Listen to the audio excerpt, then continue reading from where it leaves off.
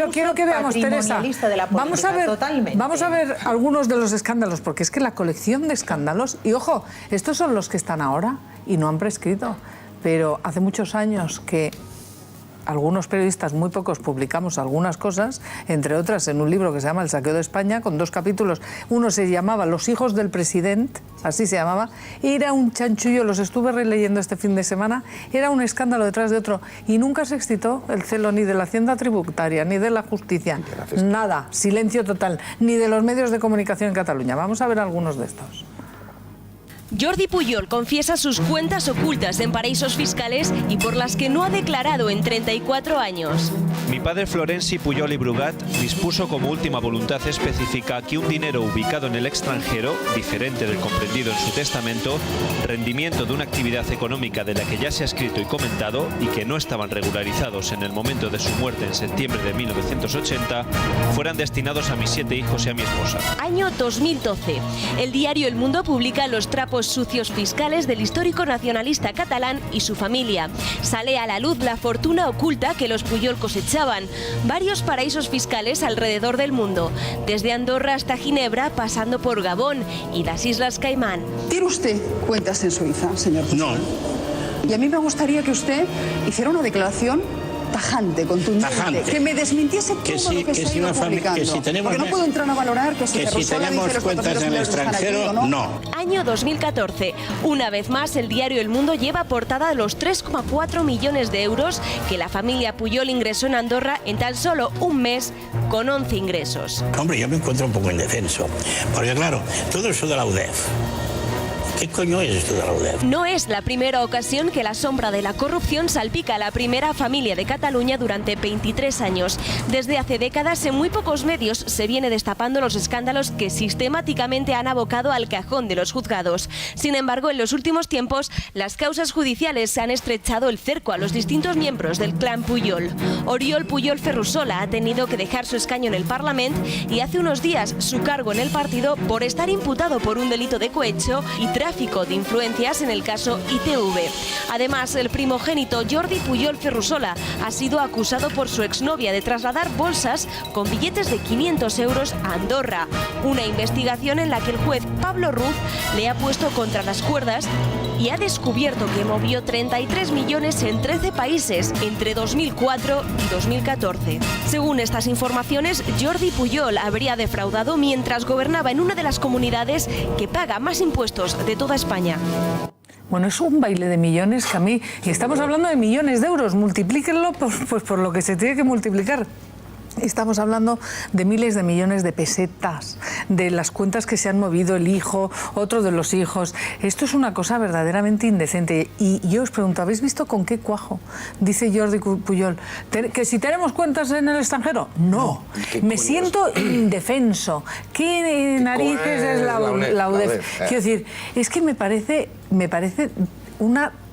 denigrante para los ciudadanos haber tenido un responsable político como Jordi Pujol, mentiroso y estafador de esta manera. Se cuenta, y ayer lo comentábamos por la noche, y se cuenta que él se ha sentido siempre protegido por el sistema, valga la expresión, no quiero parecerme a otros sujetos políticos, ¿no? Y se habla de un pacto no escrito en el que, bueno, pues se echó arena al asunto de banca catalana, que le costó el puesto, como tú recordabas el sábado en Twitter, al fiscal general del Estado, Burón Barba, que se negó a acatar la orden del gobierno socialista, y se contaba que en ese pacto no escrito a él se le protegía de según qué cosas y él frenaba, bueno, pues el independentismo catalán en aquellos años, ¿no? Porque luego ya después se echó al monte y debe ser que no se sintió suficientemente protegido. Me vais a permitir, porque nos está escuchando ya el secretario general de los técnicos del Sindicato de Técnicos de Hacienda, José María Mollinedo. Muy buenas tardes.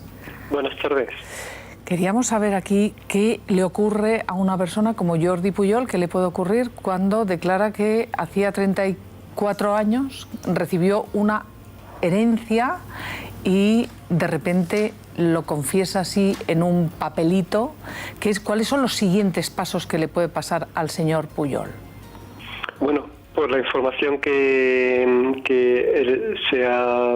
él mismo ha informado en este comunicado, pues aunque resulte algo perplejo, ¿no?, ver que no ha tenido ocasión en todo este tiempo de hacer una regularización y ponerse al día con el fisco, y desaprovechar las 3 amnistías fiscales que en este tiempo pues han sucedido, pues ahora resulta que en este mes de julio pues se presentan las declaraciones complementarias por esos fondos que estaban en un paraíso fiscal.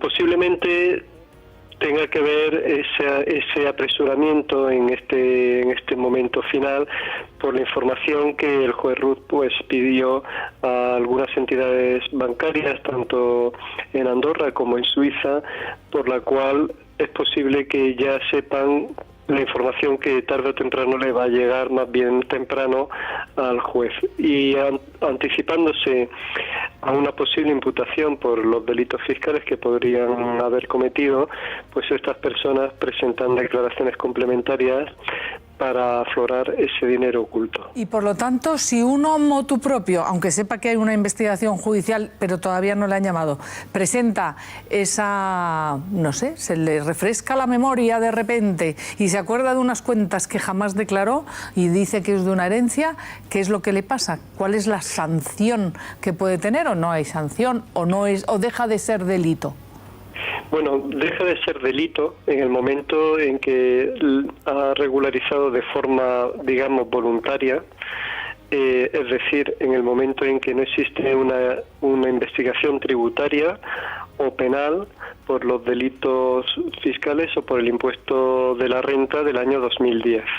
En ese caso, el Código Penal, el apartado 4 que se incluyó a partir de enero de 2013, pues dice o aclara que los efectos de la regularización en estos casos de una declaración complementaria pues impide que las personas enjuiciadas pues les caiga una sanción penal o pena de prisión.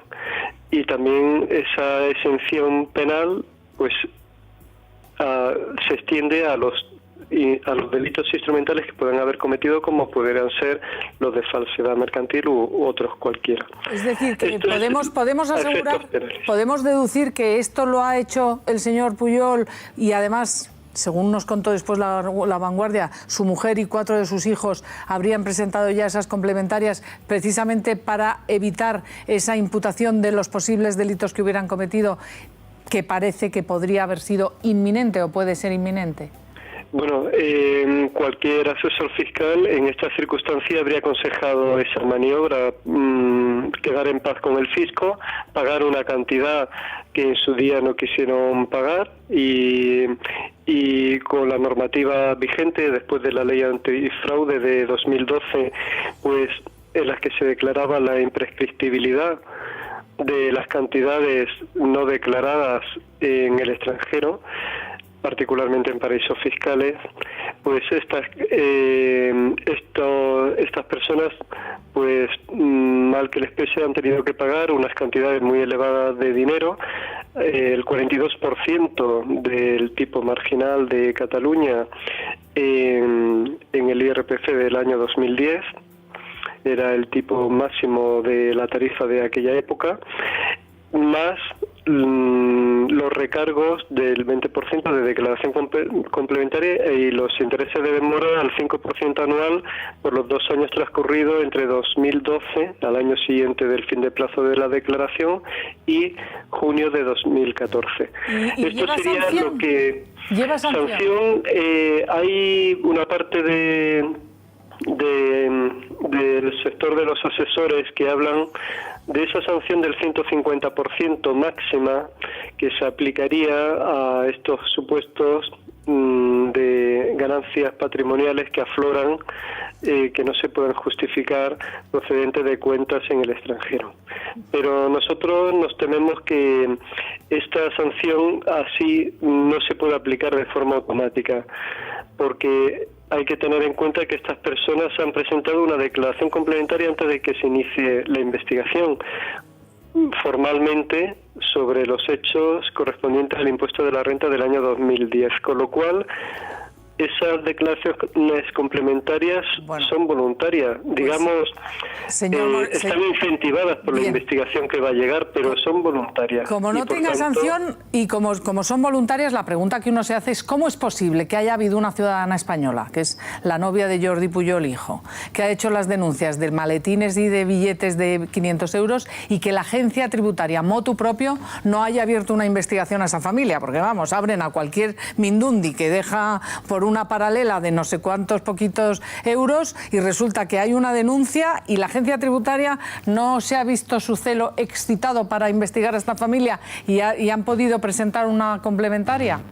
Esto es una de las grandes críticas que nosotros venimos realizando siempre a la dirección, a las sucesivas direcciones de la agencia tributaria, que está mirando siempre para otro lado. Parece que siempre mira para otro lado, haciendo un trabajo burocrático de pequeñas discrepancias que puedan cometer autónomos, pequeños empresarios, alguien que ha olvidado alguna partida en su declaración de la renta, y no comprueba durante más de 30 años unas cantidades muy importantes de dinero que pueden estar en un paraíso fiscal. Es verdad que España no tiene jurisdicción para investigar en otros territorios, pero siempre cuando estamos hablando de cantidades muy importantes, siempre hay rastro. Aquí hemos visto que hay un entramado de sociedades que se están moviendo y ahí creemos que sí se podía haber realizado una investigación.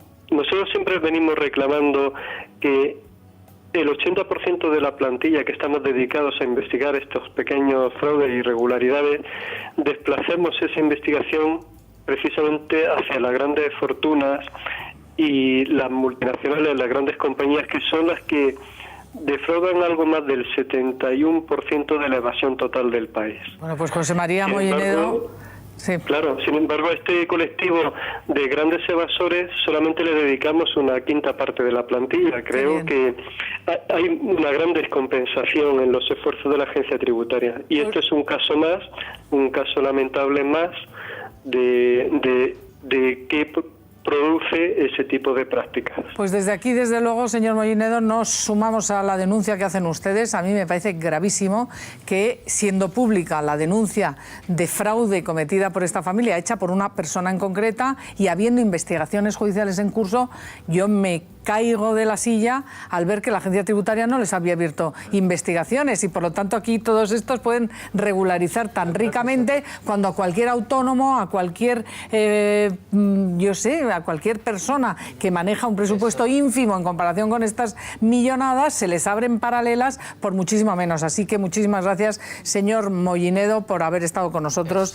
Ya lo veis aquí, me parece que una ayudita ha tenido el señor Pujol y los 7 hijos y la señora incluso ahora mismo. Es otra de las claves y además... Perdóname, Pablo, sí. Incluso para los que se quejan de cómo trata España, Cataluña, menudo chanchullo tienen algunos con esto de envolverse en la bandera catalana, ¿no? La pregunta es además cómo hemos podido llegar hasta aquí, con informes policiales que estaban encima de la mesa. Es otra de las patas de la polémica y del escándalo, ¿no? Que la Fiscalía Anticorrupción, con todos los respetos, no haya hecho nada o no vaya a hacer nada hasta que tengamos un comunicado encima de la mesa.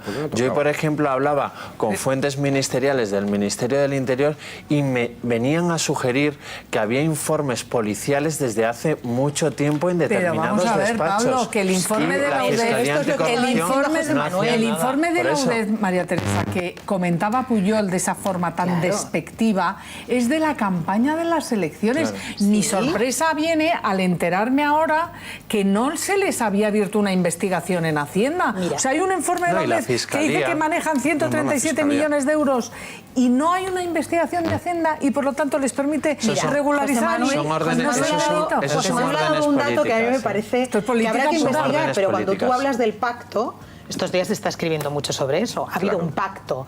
Mira, en estos días se ha publicado, yo no sé hasta qué punto será verdad o no. ¿Eso no es prevaricar? Mira, Isabel, que no sé si habéis leído, pero Ciutadans está sacando muchas cosas. He leído estos días que ya cuando Miquel Roca fue desplazado del entorno Pujol, tuvo una entrevista personal con el entonces ministro Carlos Olchaga, en la que le confió a Carlos Olchaga esta información. Sí. Y, bueno, pues el gobierno en ese momento no hizo nada.